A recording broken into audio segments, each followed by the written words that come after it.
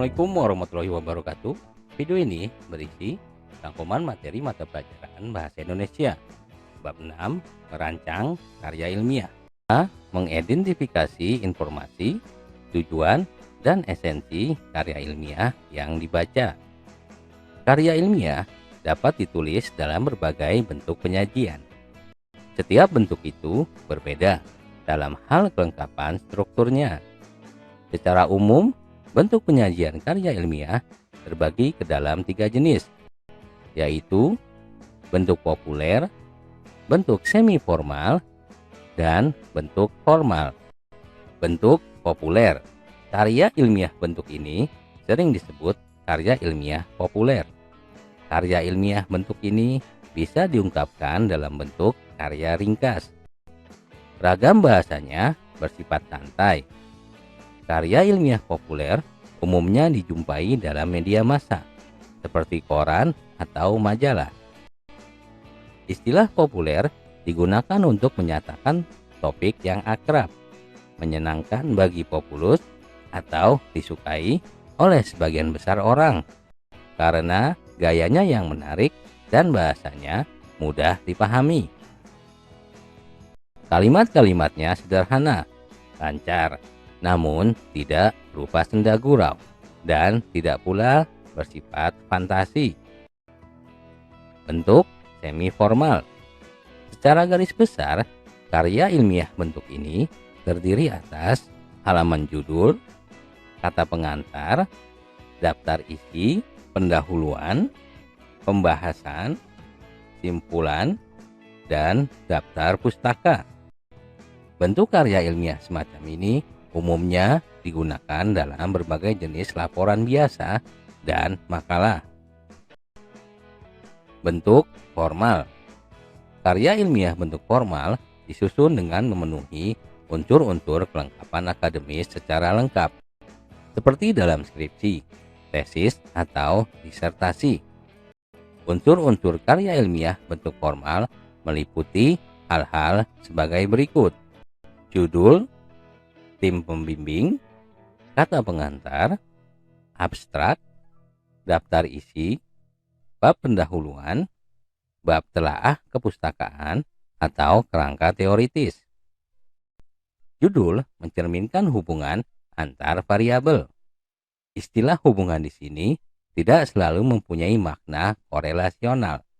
Bab metode penelitian, bab pembahasan hasil penelitian, bab simpulan dan rekomendasi, daftar pustaka, lampiran-lampiran, riwayat hidup.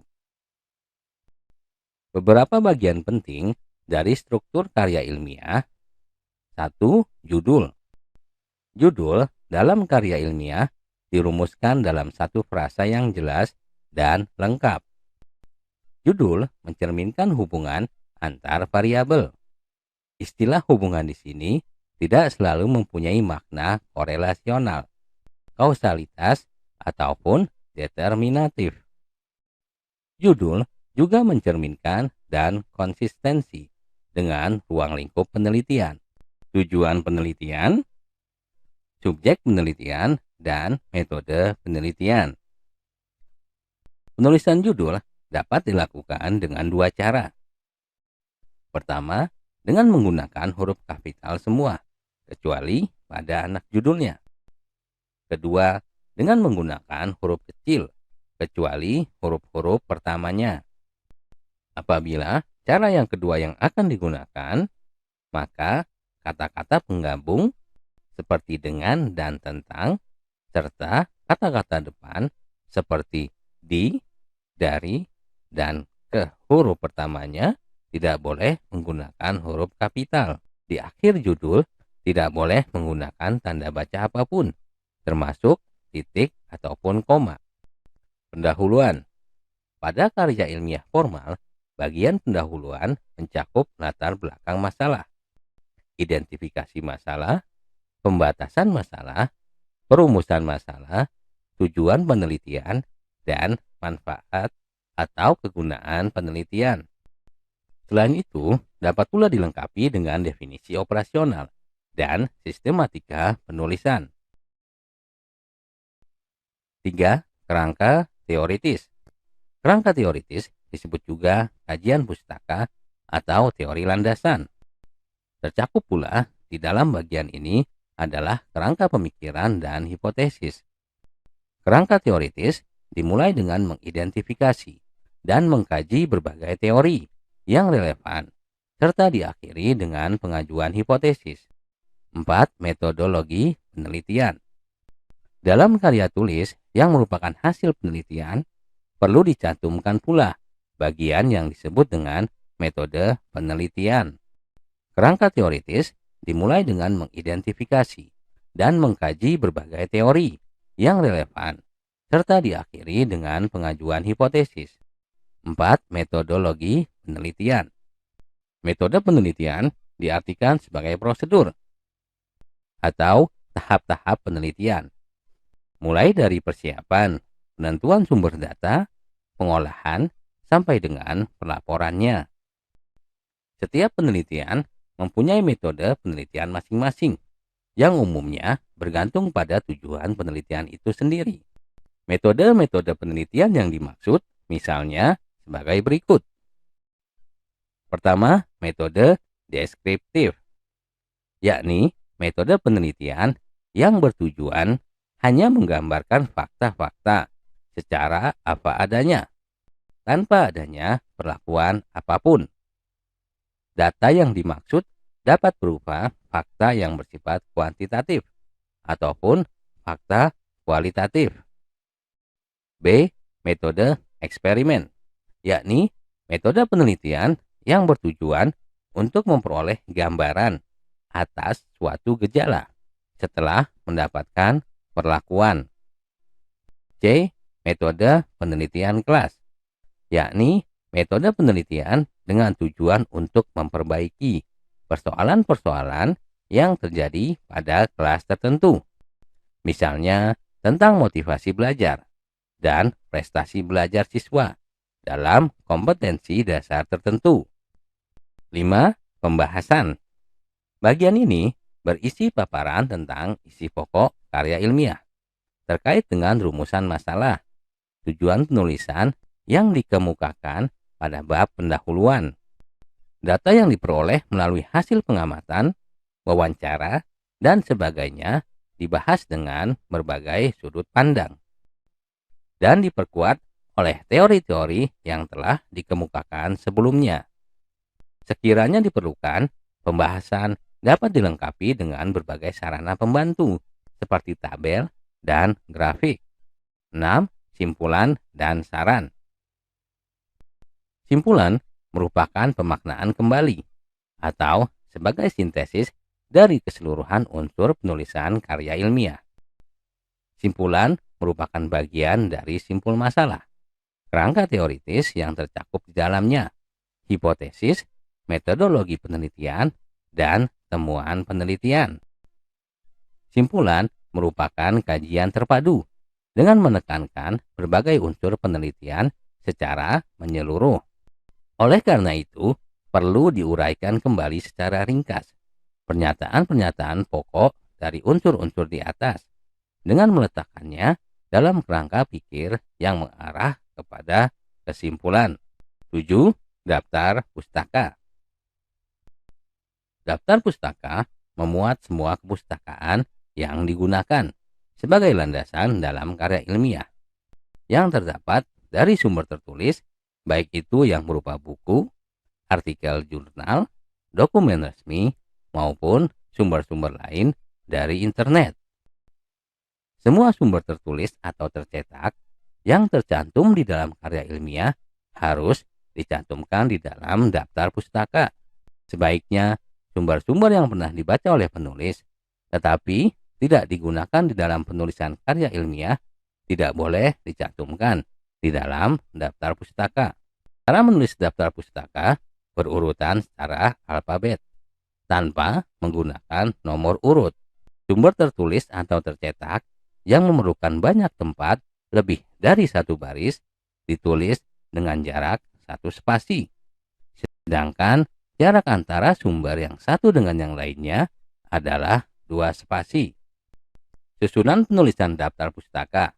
nama yang disusun di balik, tahun terbit, judul pustaka, kota terbit, dan penerbit. B. Merancang informasi, tujuan, dan esensi dalam karya ilmiah. Tujuan penulisan karya ilmiah adalah untuk mempublikasikan suatu ilmu pengetahuan kepada masyarakat. Salah satu forum yang sering dijadikan tempat untuk tujuan itu adalah diskusi. Berikut langkah-langkah menyajikan makalah dalam forum diskusi resmi.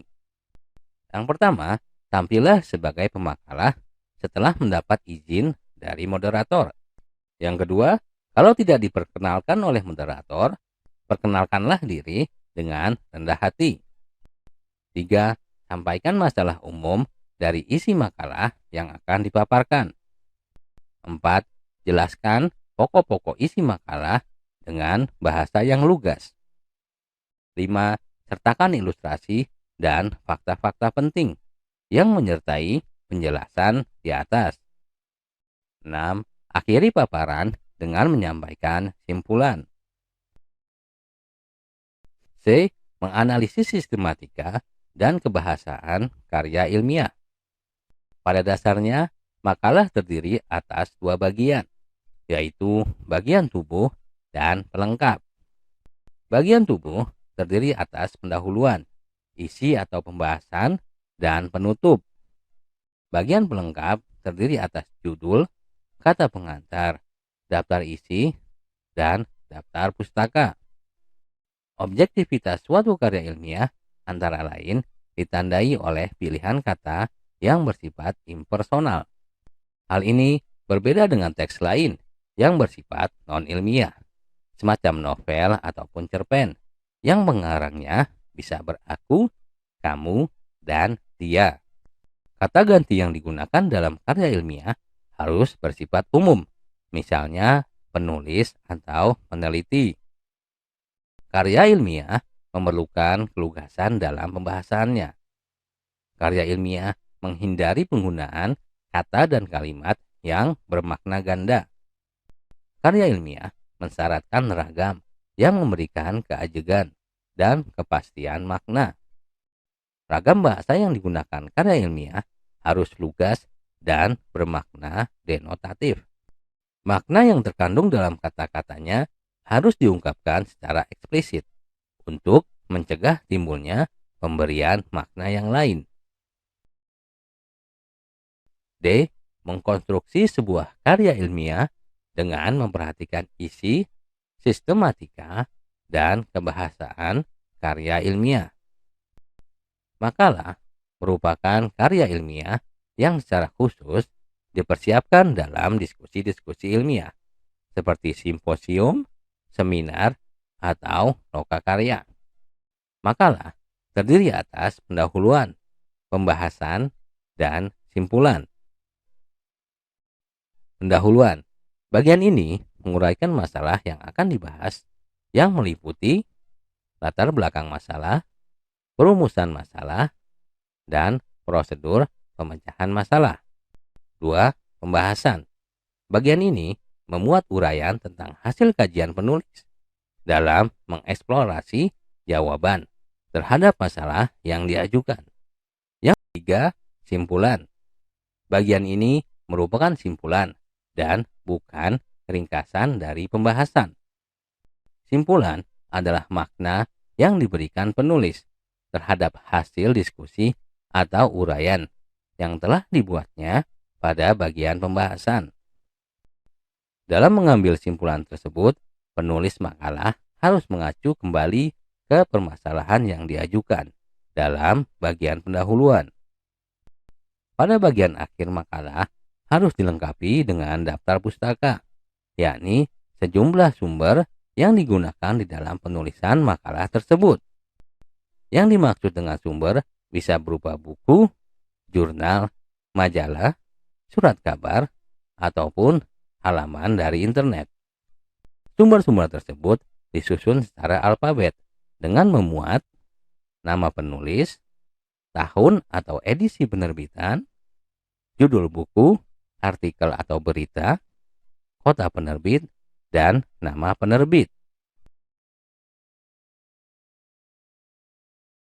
Untuk menulis karya ilmiah yang baik, langkah-langkah yang harus kita tempuh adalah sebagai berikut. 1. Menentukan topik. Langkah awal itu lebih tepatnya disebut sebagai penentuan masalah.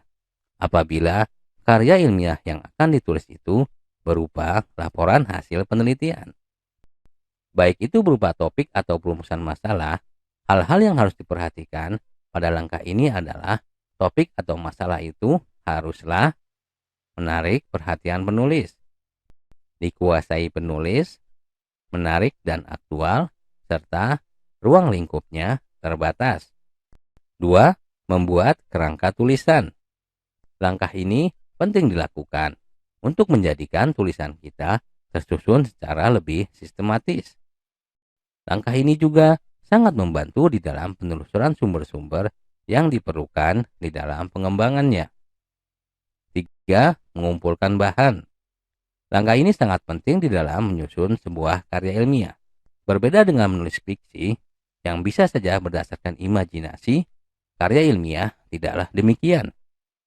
Agar tulisan itu tidak kering, kita memerlukan sejumlah teori dan data yang mendukung terhadap topik itu. 4. Pengembangan kerangka menjadi teks yang utuh dan lengkap. Kerangka yang telah dibuat kita kembangkan berdasarkan teori dan data yang telah dipersiapkan sebelumnya. Langkah pengembangan tersebut harus pula memperhatikan kaidah-kaidah kebahasaan yang berlaku. Pada kerangka yang telah dibuat kita kembangkan berdasarkan teori dan data yang telah dipersiapkan sebelumnya. Langkah pengembangan tersebut harus pula memperhatikan kaidah-kaidah kebahasaan yang berlaku pada penulisan karya ilmiah. Demikianlah video rangkuman bahasa Indonesia untuk kelas 11. Sampai jumpa di video lainnya.